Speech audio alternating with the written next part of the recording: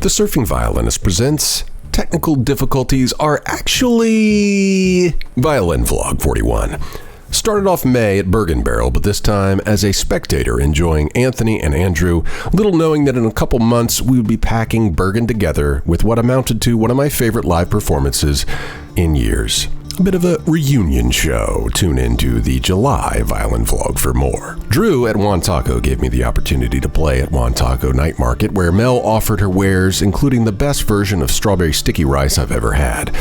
And Drew gave me a request I'd never thought of before, Marcy's Playground, Sex and Candy, which I've still yet to master, but seems a perfect fit for violin. Lake Town is actually quite an interesting venue, with all the condo balconies facing the boardwalk, creating a de facto audience that's much bigger than my normal audience. It almost felt like playing to a stadium at one point. It was a fun gig.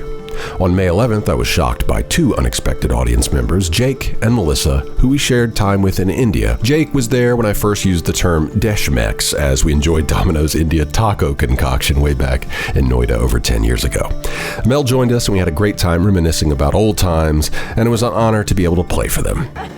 I should have come up with a lie. I blew it, man. I blew it. Yeah, I should have said, I forgot my notebook. Yeah, that's why I get, because I was like, he just started his gig, and I was like, what did he forget? But like, why is he calling me so late to bring him? I should have done it that way.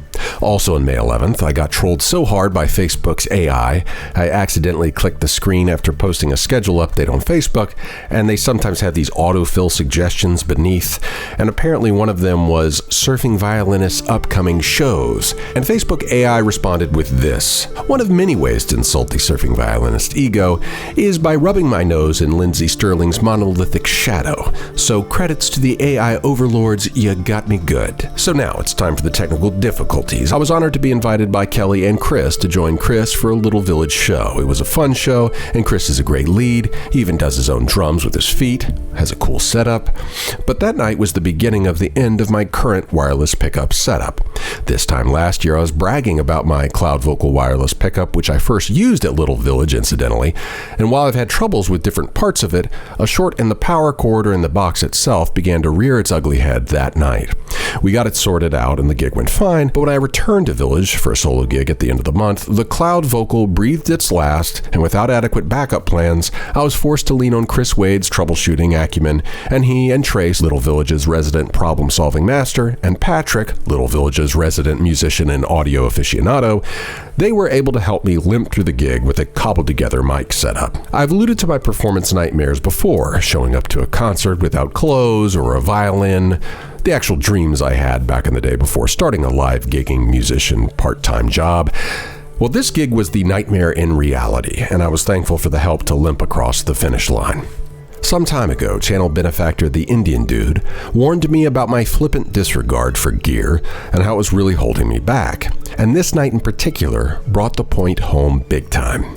In order to be a performing and producing musician, you cannot afford to delegate any part of it in the initial stages, or you will end up in this lost at sea, flailing on stage mediocrity that lets your audience down. It was this gig in particular that made me realize that technical difficulties are a rite of passage, and they present the artist with mechanical opportunities. That's the punchline and the title of the next vlog, and we'll explore it in more detail next time. Murphy's Law is a part of every endeavor, and at a certain point you just have to recognize the setbacks, obstacles, glitches, and gremlins as blessings and opportunities in disguise, or you can ride your ego's demand to scapegoat reality into the oblivion of obscurity. Until next time, keep practice, performance, production, and oh boy, preparation, and boy oh boy, maintenance consistent, even if your muse isn't. Godspeed, virtuosos in training. To see these videos early, without ads, join the lineup here on YouTube. You just need a YouTube account, and for $1.99 a month, you click this little join button and sign up to get early and ad-free access to 4 monthly vlogs: the surf vlog, the violin vlog, the Masala vlog, and the family vlog. Thank you very much.